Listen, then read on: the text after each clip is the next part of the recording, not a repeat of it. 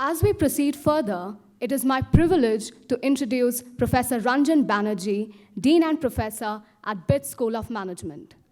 An accomplished academician, Professor Banerjee is an alumnus of IIT Bombay and IIM Calcutta, holding a doctoral degree from Carlson School of Management, USA.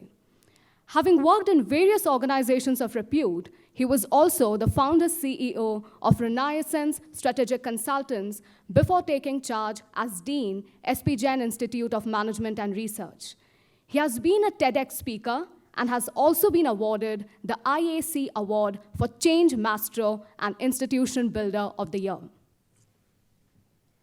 Ladies and gentlemen, let's collectively extend a hearty welcome to Professor Ranjan Banerjee, who has joined us virtually today. Thank you so much. Am I audible? Am I audible? Am I audible? Yes, sir, you're audible. Okay, thank you so much. So first of all, let me start with two preparatory comments. Dr. Agarwal, Sushma, Ruchika, faculty colleagues of NIA, HR leaders, MBA students, it is my pleasure to be with you today. It is my apologies that my plans were firmed up, so I could not be with you physically. Personally, I have a long history of association, which is indirect, with both NIA and NIBM, two sterling institutions in Pune, because my father, Dr. Rangalal Bandyopadhyay, was the director of NIBM and was one of the people involved in the initial founding of NIA. So for me, there is a nice sense of deja vu in coming back to address you today. I'm going to start talking about the subject, and the way I have picked this up is as follows.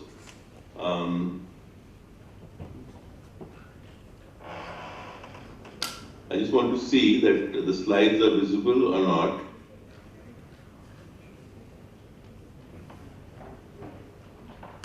Yeah, are you able to see my slides? Yes, sir. Okay.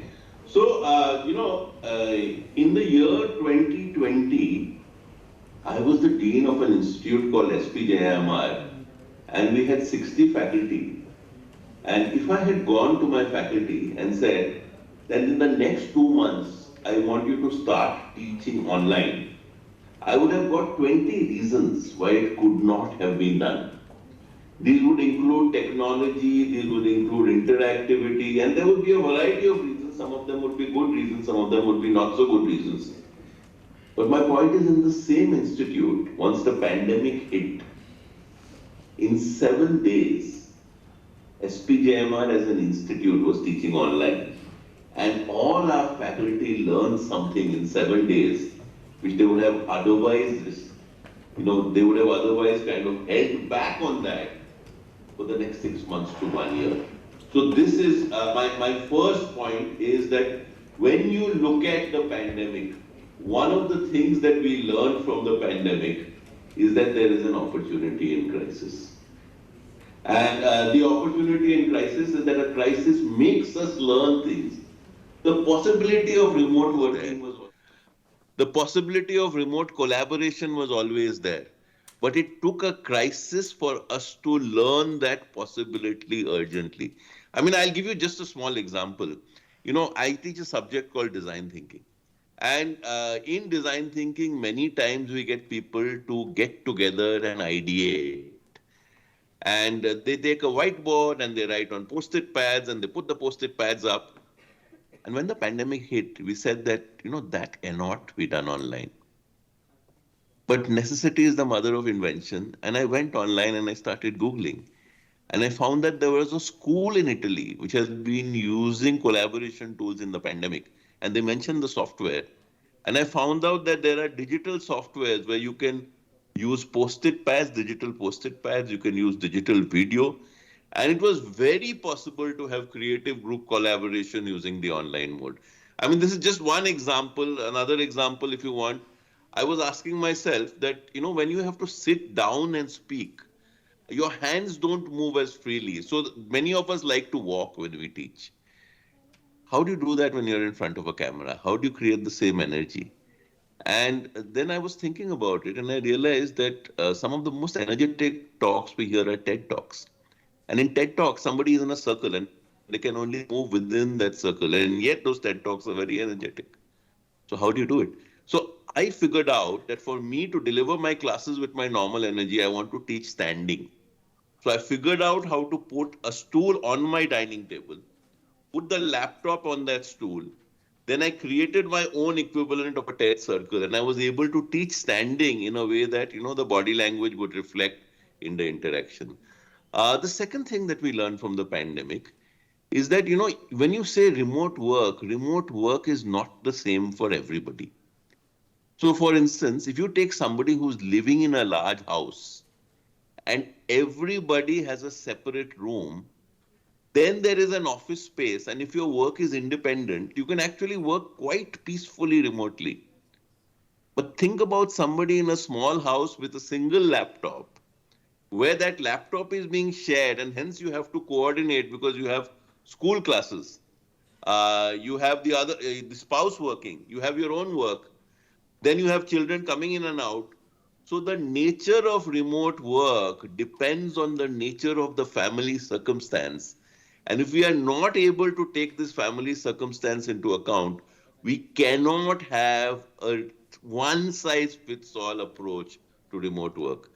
Finally, there are two types of assumptions, and this is very old in HR, right? So when you say that Douglas McGregor talked about theory X and theory Y, and these are essentially assumptions about people. And to put it in brief, theory Y says that the way to motivate people is to create a work environment, make positive assumptions about people, create enriching jobs. And if you make positive assumptions, people will respond to those assumptions. The other is theory X, which says that people are inherently lazy. And if people are inherently lazy, then the only way is through incentives, through pressure, through compliance, through monitoring. Now, what do we know? One thing we know that these are not right or wrong theories, but the assumptions in these theories are self fulfilling prophecies over a period of time. That is, if you assume that people are lazy and you treat them as though they are lazy, over a period of time, they will be demotivated, they will be lazy. Conversely, if you believe in people and you trust people and you enable them and you do that over a period of time, not in the short run, people will respond to these assumptions. Now, there is data that when it comes to online and when it comes to remote work, you have two types of assumptions. One is in the office, I could see whether you were working. Now you're at home, I don't know whether you're working. So what I try to do is I try to monitor. I try to take video snapshots. I ask for reporting every 15 minutes. If you treat people with mistrust, they will find ways to behave worthy of your mistrust. While on the other hand, if you say that, look, I want output, I'm not going to monitor the number of hours, and I trust that you will behave according responsibly as an employee, and if you believe in that trust and you enable them and you support them, then they will respond to these assumptions. So we can choose our assumptions, and over a period of time, people will respond to stated or unstated assumptions. Has the slide changed? Can somebody just confirm? Are you able to see slide 3? Can you confirm that the slide 3 is on the screen? What is changing? Yes? Ruchika, can you confirm that slide 3 is on? Yes, sir, it's on. Okay, okay. So what is changing? So I think fundamentally when we look at these assumptions, number one, technology. So earlier you could either be centralized or decentralized, right? So you could either have all your information centrally or you could have all your information decentralized. Today it is possible for you to have centralization and decentralization. Sitting in a head office, you can know what is happening any place, anywhere. Parallelly, it is possible for an employee, if you so choose, to have data about what the organization is doing and using that information to create better decision making. So you can have a world of remote work where the information needed to take work and take decisions remotely is available to the employee, because technology, the cloud, networking, the internet has made things possible which were earlier not possible. The second is the employee has changed. And let me put this in very simple ways. I think there is a difference in the way we were parented and the way we have parented our children. So, as a simple example, growing up for me, my father was an authority figure. I think the first time I seriously argued with my father would have been at the age of 18 or 19. And it was an event. I had to pluck up courage. When my own children were 11 years old and 12 years old, if I asked them to sit, they would say, why? So we have brought up our children to be friends at a much younger age. We have brought them up to discuss and to debate. Now the question is, these children who have been brought up with so much autonomy, when they get into the workplace, they will not be willing to be hierarchically led. So the new employee is looking for purpose. The new employee is more technology savvy than his boss and his boss's boss, because we today have a problem that at the very top of the organization, you have people who are either digital migrants, that is, they did not grow up with the internet but moved into the internet era, or digital dinosaurs, where they did not grow up with computers at all. When I did engineering, we were still feeding punch cards into a large machine and hoping for the best, right? So that is the second thing, that you have a new employee who understands technology better than the leaders of the organization. And the organization needs to leverage that understanding. Then the other two things, and this I have seen in MBA students, that I have students who say, I don't want to work for consulting because that's a 12-hour day. In my time, we did not think about work life balance for the first 10 years, but that has changed and that is a good change. And organizations will need to recognize this. Thirdly, is just in terms of an assumption that today it is possible for work to be done at any point in time. You have 24 hours and work can be done in those 24 hours. It can be done anywhere in the world, and it can be done by anybody also. What does this mean? In the earlier days, if I used to call a senior leader for a guest lecture, I would have to schedule that guest lecture 10 days in advance. Then I would have to organize for transportation, five-star hotel stay, get that person, coordinate the schedules. In the pandemic, I had three CEOs, one in Australia, one in the US, and one in India, and I wanted them to call into a panel. I had to look at time zones and identify a time, but I called them 2 hours in advance and said, "Can you come in for half an hour?" So you could get expertise across the world coming into your organization for 30 minutes if you were able to organize it well. So these are some of the changes and the possibilities. Now, what do we do with these changes and possibilities? Well, I think the first thing to realize is that we normally make a common mistake when we look at the workplace of the future, which is we say, I have an existing organization. This is the work I'm doing. What part of this work can be done remotely? What part of this work can be done needs physical presence? So you are trying to take an existing offline workplace and reconfigure it for a hybrid world. That is not possibly the best way to do it. The best way to do it is to say, if work can be done anywhere, any place, anytime, how should the work be ideally done? And this is like an idealized design. Now, once you do that idealized design, that is your direction. Now you say, what are the changes that I move towards? Because otherwise, you are redesigning work in an inside out way. And you will end up taking what is a remnant of a manufacturing organization and transiting it to a digital organization rather than saying, what does a digital organization look like? I was reading the 9 to 5 workplace, and there are 2 points about the 9 to 5. The 9 to 5 workday came because unions wanted to limit exploitation. Today, there is no reason that our workday should be 9 to 5. The second is, if you look at the way our societies are organized, I think it is evident that the 9 to 5 workplace was designed by a man.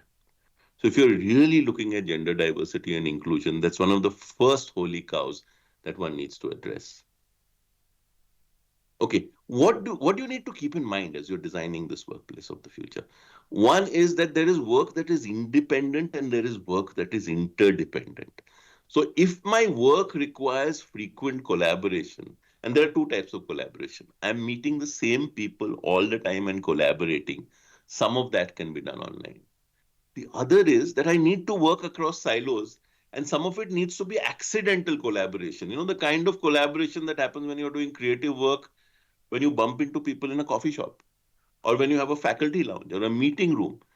The more accidental or the more across silo or the more unplanned the nature of collaboration, the more you need physical spaces. So, independent versus interdependent, internal versus external.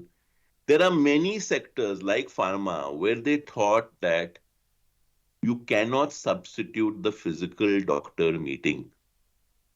And in some cases, they discovered that doctors were willing to come online, were willing to take meetings online. Now, the question is, of course, you've gone back to the physical as the pandemic has moved. But the question really now is, what do you want to use a physical meeting for? And what do you want to use a remote meeting for? And the way to think about it is that when you need two-way interaction and two-way learning, and when emotions are involved, physical is probably better. The other thing we learned is that if there was a project team that had interacted with each other physically, then they could continue remotely very well. But if there was a project team that did not know each other and started remotely, then the rapport building and collaboration was much more difficult. So I think the larger question you have to ask is, what is important to do a job well? Do you need collaboration? Do you need creativity? Is the job an individual create contributor job? Is it independent? So understanding the job parameters and the best way to do a job will help you to make this decision. And then after that, there is another issue, which is that every employee's situation is different. Home situations are different. So your work from home or workplace of the future cannot be designed by senior management or HR in isolation. You have to co-create it with the employees. You have to communicate a lot and you have to take the employee into confidence. And otherwise, you will create another problem. That is, people will start perceiving things like if there is an employee, if there is an employee who's being asked to come to office, is that employee more valuable? Am I less valuable? I'm being asked to work remotely. So the communication must be very professional in terms of the nature of work and the work from home policy. Finally, one of the bigger things, and this was an old observation that when I started off in consulting, I used to meet HR managers who were often lady managers when I would meet my clients. And sometimes I would go to drop off my 5-year-old son at the bus place for school. And inevitably, there would be a group of ladies, mothers, who were dropping their kids off at the bus stand. And one of the things I realized very early was that in many ways, the intellectual caliber of the bus stand group was probably higher than many of the people I was meeting in the workplace. So there is a large pool of talented women who have given up working to raise a family, who cannot work 8 hours a day, but they can work 4 hours a day. And remote work is, and they can be very productive in those 4 hours. So if we change our notions of working, we can expand the size of the workforce. Also, think about the other opportunity that if I'm differently abled and if I'm traveling to work in a wheelchair, then going to work each day is a nightmare. And my productivity in remote work is so much higher. Now, this works positively in some cases. There are people otherwise for whom the home environment is stressful. There is conflict in the workplace, in the home environment. So one needs to look at both of these. The second is one needs to also look at this, that technology is not something that is uniformly available. So technology itself can create divides of its own. And these are divides that we want to be mindful about. So given all of this, what are the imperatives? What is changing? How does HR needs to change? Today, a company cannot give you a career for 35 years.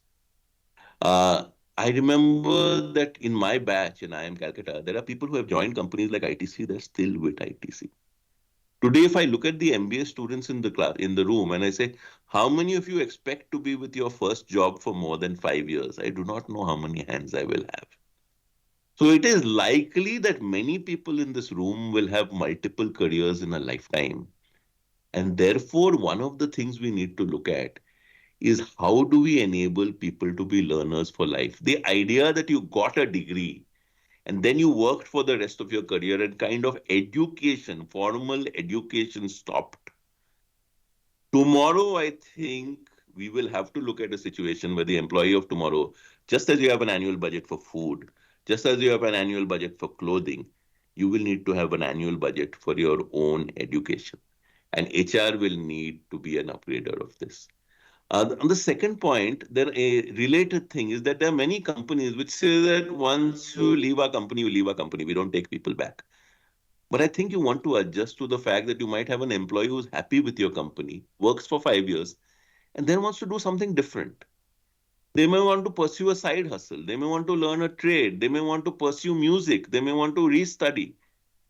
But they may be happy working part time for your company.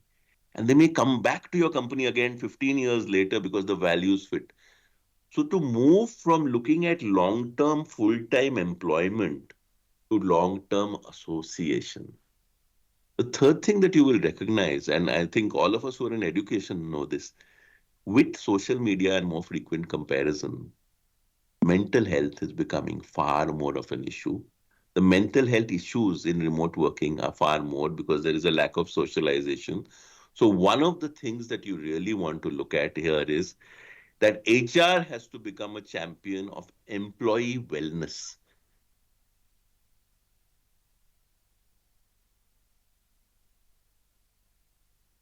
So HR has to keep track of mental health and what is happening on the mental health front.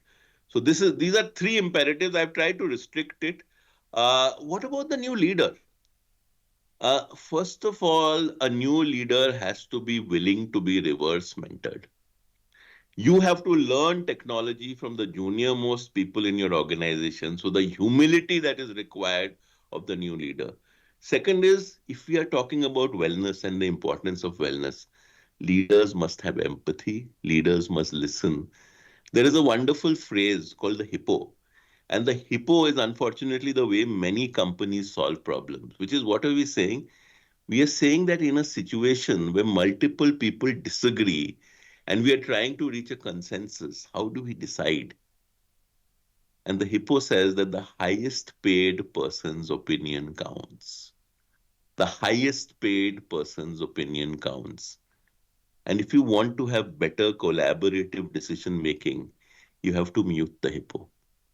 So if you're the CEO or the director or the dean and you're in a meeting, you should speak last.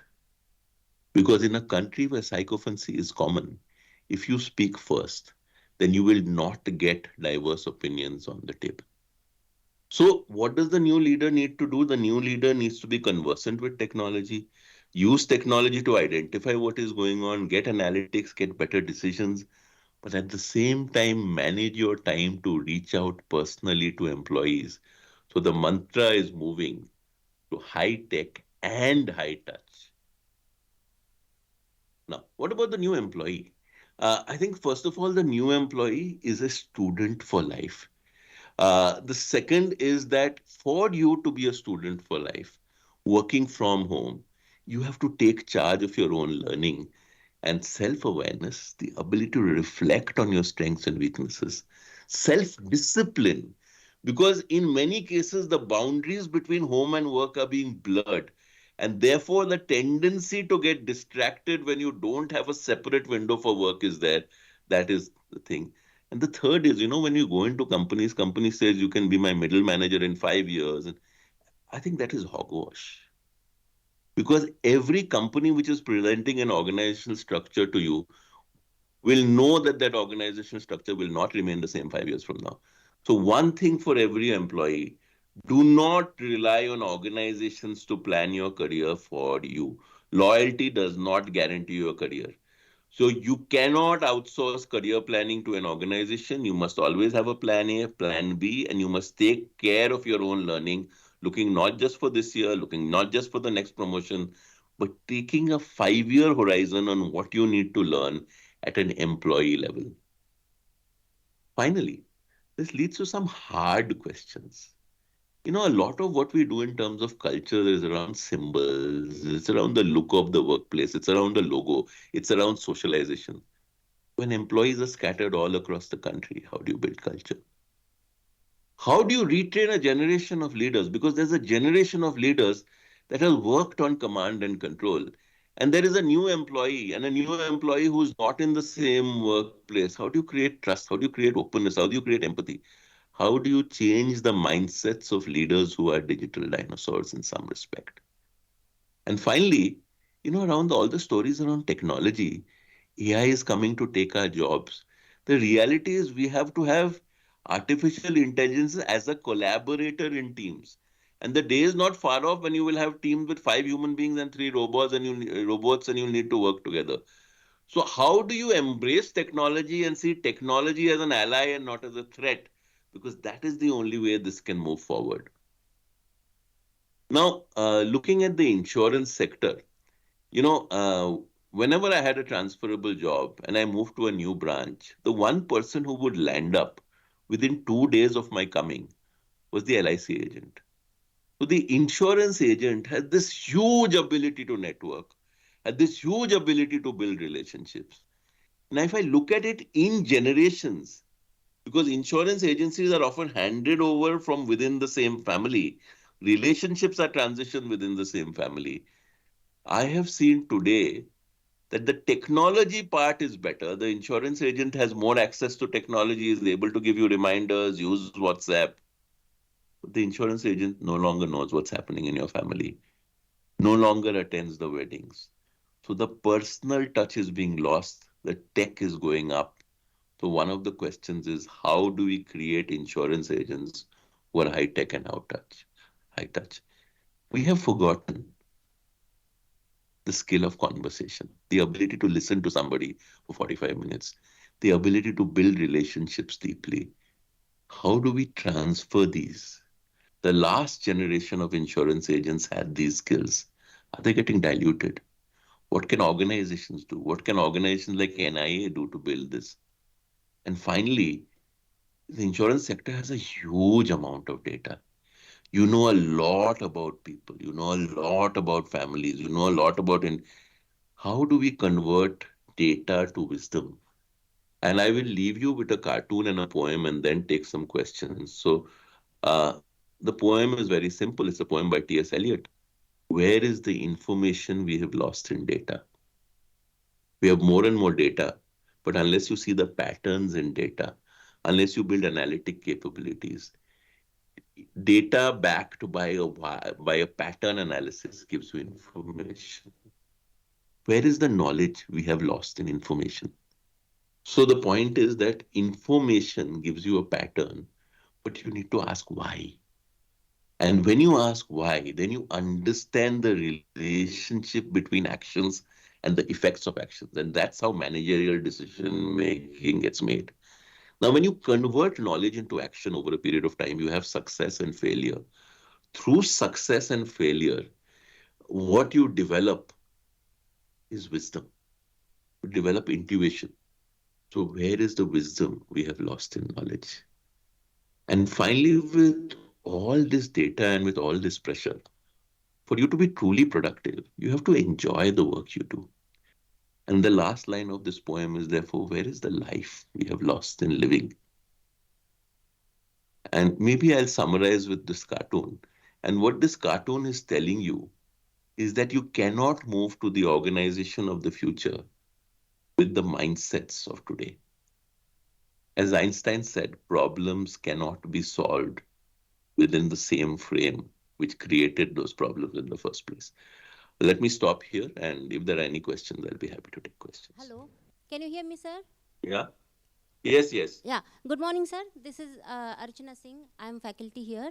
So you have beautifully talked about how workplaces have changed for organizations and employees.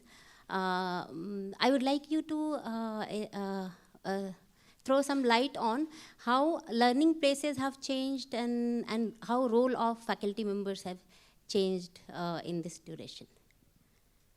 So I think, Archana, very good question. I think two things. One is that, you know, today, if a teacher says something and Google says something else, it is likely that Google will be believed. So the teacher is no longer a dispenser of knowledge. The teacher is an enabler of learning. So I think you need to move the model of learning from sage on stage, which is the teacher is an expert, to facilitator and enabler. The teacher's job is to ask questions. The teacher's job is to simulate thinking. So if I were to look at the teacher's job and I say there are two parts to a teacher's job, one is to teach a subject. The other is to create an environment for questioning and learning. To stimulate curiosity in the subject, I would give at least 50% weightage for the latter. So, for instance, if I am teaching a 30-hour course, or if I were doing this talk over 2 hours, I would invest half an hour to build rapport and create the environment.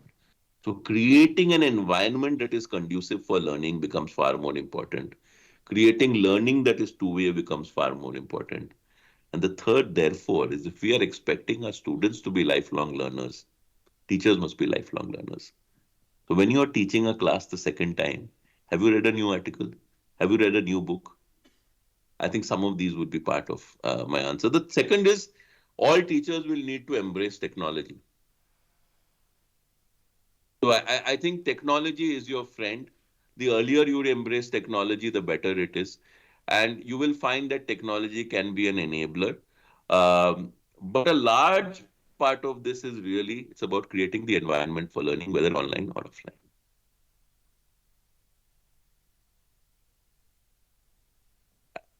Did you get an answer to your question? Yes, sir. Very nicely elaborated, sir. Very guiding answer.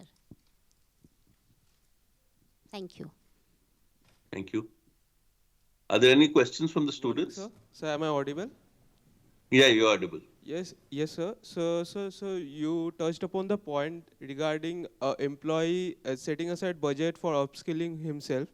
Sir, as I said, so one of my family member, he works for ITC and he generally comes home around 10 p.m. So how do an HR or the organization still motivate their employee to not just only set aside a budget but also set aside the time to upskill themselves? It's a great question. I would say two things. I would say that perhaps we need to question why he comes home at 10 p.m. And perhaps there is a learning both in terms of the employee as well as in terms of the employer, in terms of what is appropriate in terms of timing.